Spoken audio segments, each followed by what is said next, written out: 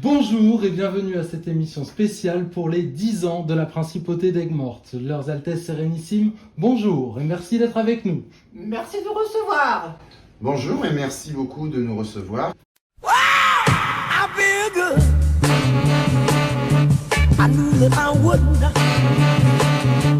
10 ans, c'est un long chemin parcouru, en même temps c'est court, il y a beaucoup de choses qui se sont passées. Auriez-vous imaginé, il y a 10 ans, vous retrouver à cette même place?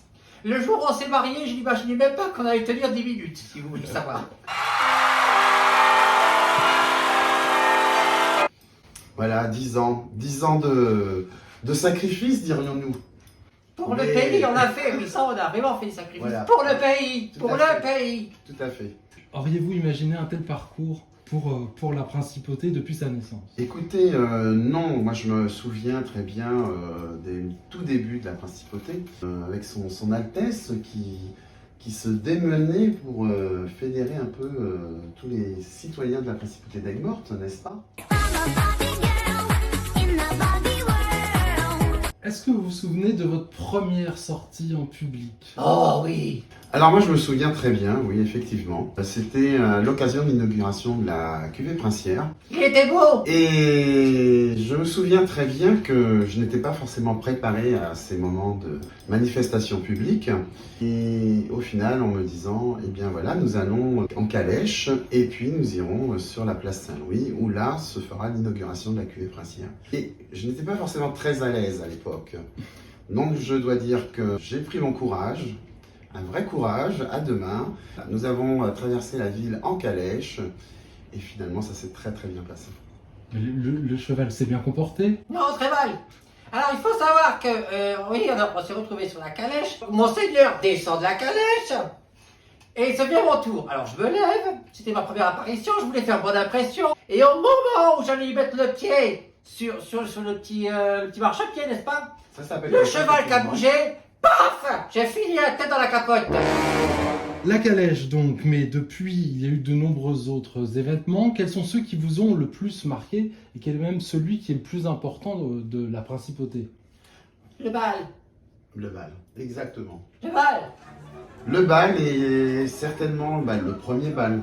Et pour moi, c'est vrai que c'est bien qu'il y ait eu tellement d'autres bals après. Je pense que c'est quand même le premier bal qui restera celui qui sera gravé dans ma mémoire. Parmi les grandes actions que vous avez menées, qu'est-ce qui a évolué au cours de ces 10 ans? Je pense notamment à la manière dont les citoyens se sont peut-être emparés petit à petit de votre démarche. Ce qu'on peut dire, c'est que la Principauté d'Aigues-Mortes s'est vraiment construite petit à petit et avec l'adhésion de citoyens qui se sont engagés en fonction de leur disponibilité, donc plus ou moins. Cette grande dynamique citoyenne dont vous parliez à l'instant a amené jusqu'à une des actions majeures de ces 10 ans, qui est la création de la monnaie locale. Est-ce que vous en êtes fiers? Money, money, money, must be funny in the rich man's world. Oui, bien sûr qu'on en est fier, puisque c'est quand même déjà 3 à 4 années de travail de toute une équipe.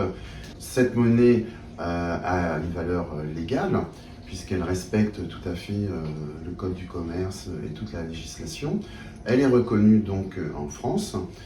Et nous avons été jusqu'à l'aboutissement de la création de billets qui sont infalsifiables et numérotés. Le Covid fait que pour le moment c'est un peu on va dire entre parenthèses, mais nous avons bien entendu la forte intention de donner une nouvelle dynamique et travaillons dessus très fortement. Moi, j'étais très heureuse que Monseigneur aboutisse avec ce projet, car cela a permis à beaucoup d'Aigues-Mortais de pouvoir avoir du rosé de bonne qualité à un prix raisonnable.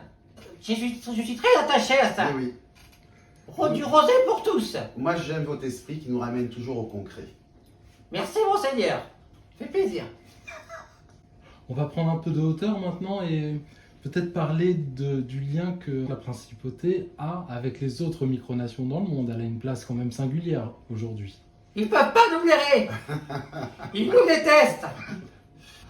Alors, oui, effectivement, Ce qu'il faut dire, donc, c'est qu'il y a un ensemble de micronations à travers le monde, très très important, et évidemment, nous aimons échanger. Il faut dire qu'au début, il y a 10 ans de ça, quand même, ça a été compliqué, notamment avec certaines micronations russes, qui vous vous rappelez, Oui, tout à fait. qui étaient quand même pas des grands amours avec nous. Oui. Tout ça parce qu'ils n'étaient pas habitués à avoir une dame de ma qualité.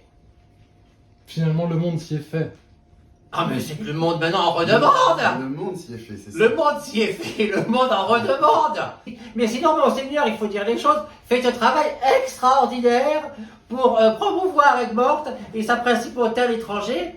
Et grâce à sa prestance, nous avons pu, qui capte les médias, monseigneur a réussi quand même à bien promouvoir la ville. Il faut dire les choses, il faut dire les choses.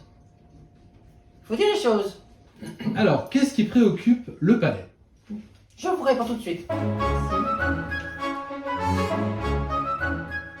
C'est ça Donc, qui ce qui préoccupe le palais, C'est donc ça qui préoccupe le palais. non, ça c'est autre chose, c'est une autre préoccupation. Ça. Oui, vous avez raison parce que les caves se vident, mais c'est Oui. un autre problème. Bon, La revenons plus à oui. l'essentiel. Exactement, la plus grosse préoccupation que nous avons pour le moment, Oui. c'est de pérenniser la principauté. Pour cela, il nous faut trouver un héritier ou une héritière pour la relève. Voilà. Il faut quelqu'un qui ait cette envie de continuer à promouvoir la principauté d'Aigues-Mortes, la faire vivre. Et nous sommes à l'écoute de toute personne qui souhaiterait s'engager et permettre d'aller plus loin encore avec la principauté d'Aigues-Mortes. À très court terme aussi, nous avons cet intérêt très fort pour les jubilés. Et donc, comme je l'avais déjà annoncé, le prochain bal aura lieu en septembre, alors malheureusement pas de cette année, puisque les conditions sanitaires ne le permettent pas vraiment encore, mais en septembre de l'année 2022. Et là, eh bien, je peux vous dire que nous allons faire quelque chose de magnifique. Vous me comblez, vous me comblez. Ah oui, alors monseigneur m'a offert ce diadème pour les 10 ans. Je suis très heureuse, non mais vraiment il me va très bien, je suis très heureuse. Vraiment, vraiment, ça m'a fait plaisir. Alors c'est moi, c'est assorti à ma bague. Et au Yukunkun, connu sous l'œil du Bourgidou aussi, qui est le plus gros saphir du Gard. Vous savez que de parler d'argent, c'est vulgaire.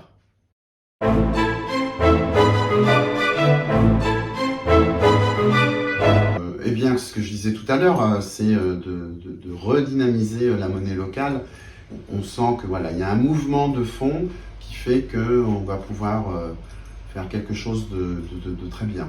Après, bien entendu, il y a encore beaucoup d'autres actions et d'événements qui auront lieu. Oui, on pense à une course de brouette. Parce qu'à Monaco, ils ont les 24 heures de Monaco. Non, c'est le rallye de Monaco. Oui, c'est le rallye. C'est le rallye de Monaco, mais on n'a pas le rallye Aigues-Mortes. Donc ça m'a rendu furieuse. Et j'ai décidé que nous aussi, on aurait notre rallye. Et comme on n'a pas les moyens de s'offrir des formulaires, ben on le fera en brouette. C'est beaucoup plus chic Bon, exactement. Et on appellera ça les 24 heures d'Aigues-Mortes. et tellement plus écologique. Exactement. Ella le gusta la gasolina, Dame más gasolina, le encanta la gasolina. dame más gasolina. On peut quand même dire aussi que voilà, on est très fiers de partager tout cela avec nos citoyens et que on sent que c'est voilà, l'engouement est toujours là et que pour nous c'est vraiment une très grande joie de pouvoir toujours partager ces moments-là avec nos citoyens. Je sais que pour C'est nous vrai. c'est encore plus important. Exactement, ça me fait chaud au cœur que vous disiez cela, monseigneur, parce que ça nous permet de dire les choses. Vous savez, vous disiez tout à l'heure, vous nous parliez des autres micronations. Souvent, ils nous posent la question, quel est votre secret? Et on leur répond souvent, les Aigues-Mortais.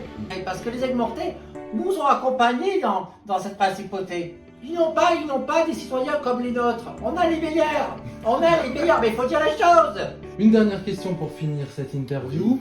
Comment vous imaginez-vous dans 10 ans? Dans 10 ans, on y sera encore. Dans 10 ans, mais je pense que pour moi ce qui est important de dire c'est dans 10 ans, on sera toujours là et pour moi c'est quand même quelque chose d'essentiel. Oui, mais je suis très touché par ce que vous dites, parce que je le partage tellement. Ben, il faut dire que c'est notre bébé, cette principauté. Oui. C'est quelque chose qu'on a construit ensemble et c'est devenu un peu notre vie. C'est vrai.